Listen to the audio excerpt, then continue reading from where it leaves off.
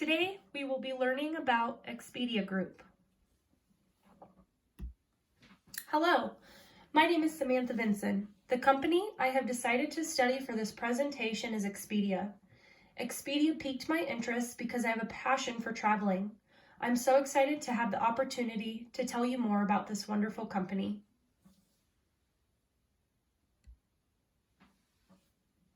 In this business narrated presentation video, we will cover several different topics. First, company information, then management structure, key products and services, social responsibility, marketing strategy, and last, financial overview.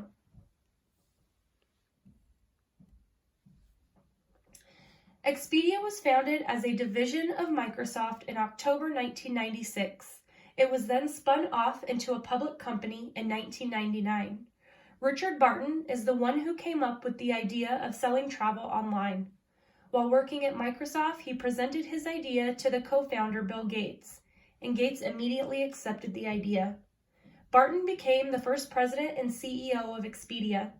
Initially, Expedia only offered air, car, and hotel reservations.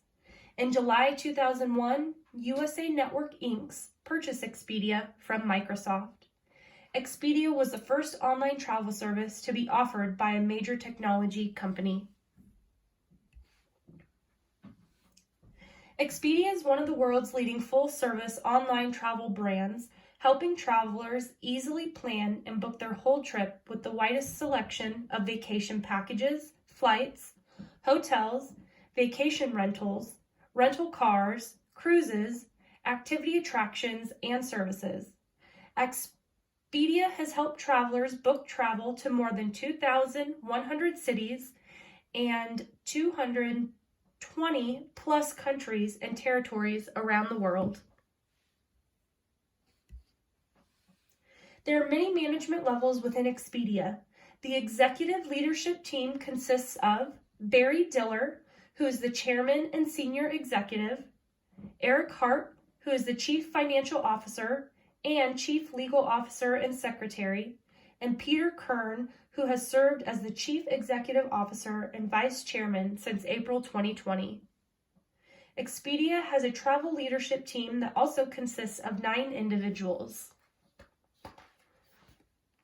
Those individuals include Michael Davis, Sarah Gavin, Ariane Gorin, Jeff Hurst, Adam J., John Kim, Tucker Moody, Cyril Ranku, Archiana Sai.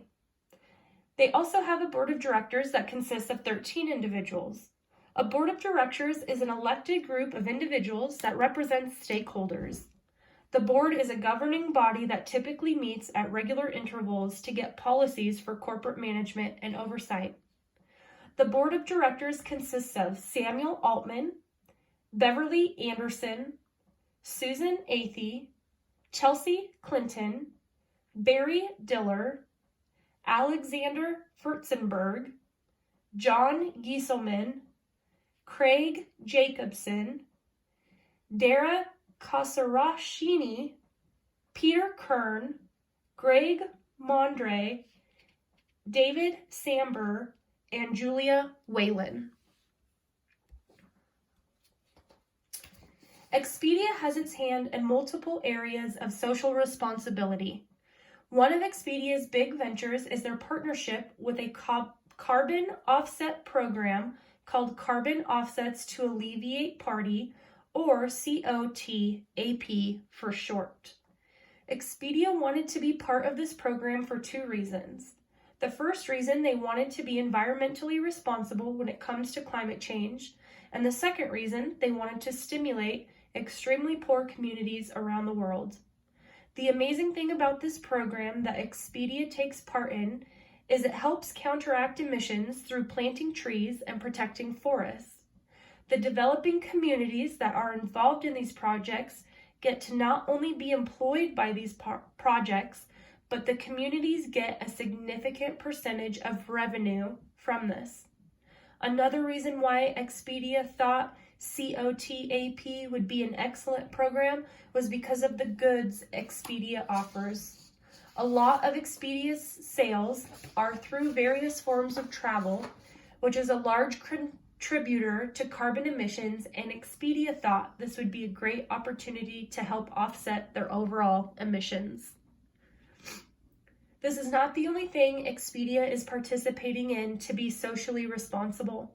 Expedia also participates in what is called a Global Day of Caring.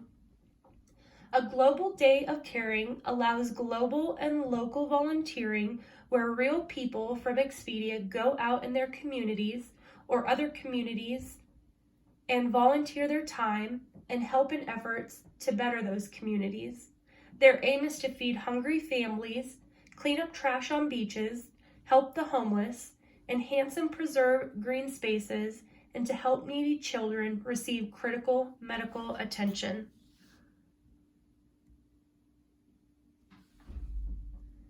Expedia's marketing strategy is an interesting one. Expedia eventually noticed the competition that was in the travel industry. All other companies were going back and forth marketing how big of a savings the consumer could get with their companies versus other companies. Expedia decided a long time ago to do it different. Instead of only focusing on the price point of their products, they aim to relate with the consumer. Their advertising scheme is to encourage consumers to tell their stories and travel and make it personal. They did this by having real Expedia members share their stories of travel and why they love traveling to inspire others to make memories and have stories to tell through traveling as well. The way Expedia markets itself is quite easy. Since Expedia is solely an online entity, they are on every media platform. They market on Facebook, Instagram, Snapchat, and even YouTube. Expedia also advertises through the radio, TV, and paper prints like magazines and newspapers. Expedia is the biggest online travel entity, and they go by Expedia Everywhere approach. They are so big and successful at what they do that travel destinations give them marketing dollars to advertise even more.